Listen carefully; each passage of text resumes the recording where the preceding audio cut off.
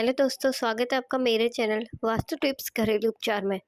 यदि आपने अभी तक मेरे चैनल को सब्सक्राइब नहीं किया तो प्लीज़ मेरे चैनल को सब्सक्राइब कीजिए। आज हम बात करेंगे कि व्यक्ति के मरने के बाद उसकी आत्मा कहाँ जाती है। आखिर क्या होता है मरने के बाद। सभी धर्मों में पुनर्जन्म की बात कही गई है, यानी एक शरीर छोड़ने के बाद इंसान दूसरे शरीर में प्रवेश करता है। लेकिन मृत्यु के बाद से पुनर्जन्म लेने तक जीव कहाँ रहता है, यह एक बड़ा सवाल है। भगवान श्री कृष्ण ने भी गीता में कहा है, आत्मा न तो जन्म लेती है और न ही मरती है। ऐसे में सवाल उठता है कि आखिर जीव के मरने के बाद आत्मा कहाँ जाती है। 18 पुराणों में से गरुड़ पुराण ही एक ऐसा पुराण है जिसमें इस प्रश्न का उत्तर दिया गया है। इस पुराण में कहा गया है कि मृत्यु के बाद जीवात्मा को शरीर से निकाल कर ले जाने के लिए 2 यमदूत आते हैं। जो व्यक्ति अपने जीवन काल में अच्छे कर्म करते हैं उनकी आत्मा शरीर से आसानी से निकल जाती है। जिनका अपने शरीर से मोह नहीं जाता और जीवन काल में अच्छे कर्म नहीं करते, उन्हें यमदूत जबरदस्ती खींचकर अपने साथ ले जाते हैं। शरीर से निकलने के बाद आत्मा अंगूठे के आकार का बन जाता है। यह दिखने में उसी प्रकार होता है जैसे मृत व्यक्ति में होता है।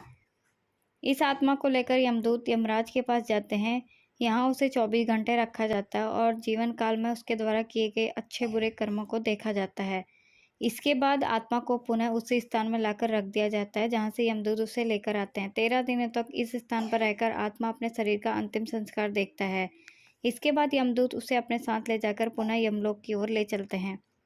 इस रास्ते में आत्मा को यम की भयानक नगरी के दर्शन कराए जाते हैं। इस रास्ते में आत्मा को कई प्रकार की भयानक यातनाएं भी सहनी पड़ती हैं। 1 साल तक इस रास्ते में चलते हुए जीवात्मा यमलोक पहुंचती है। यहाँ यमराज व्यक्ति को उसके कर्मों के अनुसार नर्क, स्वर्ग अथवा दूसरी योनियों में भेजते हैं। यही तय होता है कि व्यक्ति का दूसरा जन्म कब मिलेगा। जो लोग धर्मात्मा होते हैं उन्हें यमलोक की यात्रा करनी पड़ती है। ऐसे लोगों के लिए विमान आता है जिसमें बिठाकर आत्मा विष्णु लोक चली जाती है। जिन्हें विष्णु लोक में स्थान मिल जाता है उन्हें पुनः जन्म नहीं लेना पड़ता है। पुराणों के अनुसार जब भी कोई व्यक्ति मरता है या आत्मा शरीर को त्याग कर यात्रा प्रारंभ करती है तो इस दौरान उसे 3 प्रकार के मार्ग मिलते हैं। उस आत्मा को किसी मार्ग पर चलाया जाता है, यह केवल उसके कर्मों पर निर्भर करता है। ये 3 मार्ग हैं: अर्ची मार्ग, धूर्म मार्ग, पत्ती विनाश मार्ग। अर्ची मार्ग ब्रह्मलोक और देवलोक की यात्रा के लिए होता है, वहीं धूम मार्ग पितृलोक की यात्रा पर ले जाता है और उसे उत्पत्ति विनाश मार्ग नरक के लिए यात्रा है। हालांकि सभी मार्ग में कई आत्माओं को कुछ काल भिन्न भिन्न लोक में रहने के लिए पुनः ये मृत्यु लोक में आना पड़ता है। अधिकतर आत्माओं को यहीं जन्म लेना और यहीं मरकर पुनः जन्म लेना होता है।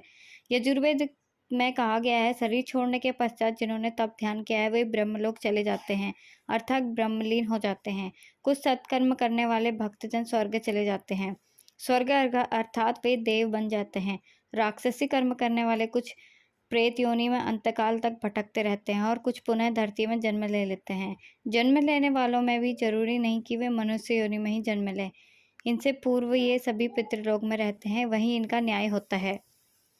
आत्मा 17 दिन तक यात्रा करने के पश्चात 18वें दिन यमपुरी पहुंचती है। गरुड़ पुराण में यमपुरी के रास्ते में वैतरणी नदी में उल्लेख मिलता है। वैतरणी नदी विष्ठा और रक्त से भरी हुई है जिसमें गाय का दान किया है।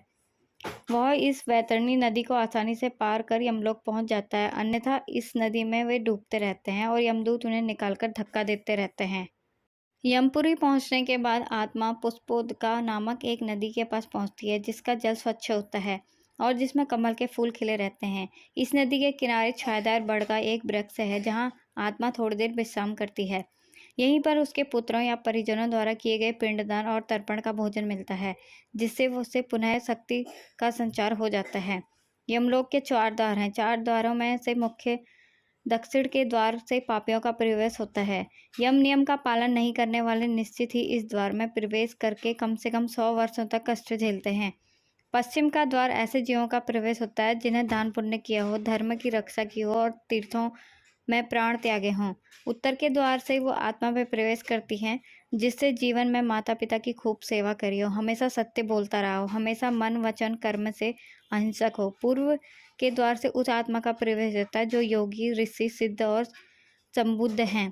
इसे स्वर्ग का द्वार कहते हैं। इस द्वार में प्रवेश करते ही आत्मा का गंधर्व, देव, अप्सराएं स्वागत करती हैं। माना जाता है कि जब कोई व्यक्ति मरता है तो सबसे पहले वह गहरी नींद की हालत में ऊपर उठने लगता है। जब उसकी आंखें खुलती है तो स्वयं की स्थिति को समझ नहीं पाता, कुछ जो होशवान है वो समझ जाते हैं। मरने के 12 दिन के बाद यमलोक के लिए उसकी यात्रा शुरू हो जाती है। वह हवा में स्वतः ही उठता है, वहाँ रुकावट होती है। वहीं उसे यमदूत नजर आते हैं जो उसे ऊपर की ओर गमन कराते हैं। आत्माओं के मरने की दिशा उसके कर्म और मरने की तिथि अनुसार तय है। जैसे कृष्ण पक्ष में देह छोड़ी है तो उसे काल में दक्षिण और उसके पास के द्वार खुले होते हैं, लेकिन यदि शुक्ल पक्ष में देह छोड़ी है उसे उत्तर और उसके आसपास के द्वार खुले होते हैं, लेकिन तब कोई नियम काम नहीं करता जबकि व्यक्ति पाप से भरा हो। शुक्ल में मरकर वह दक्षिण दिशा में गमन करता है। इसके अलावा उत्तरायण और दक्षिणायन सबसे अधिक महत्व होता है।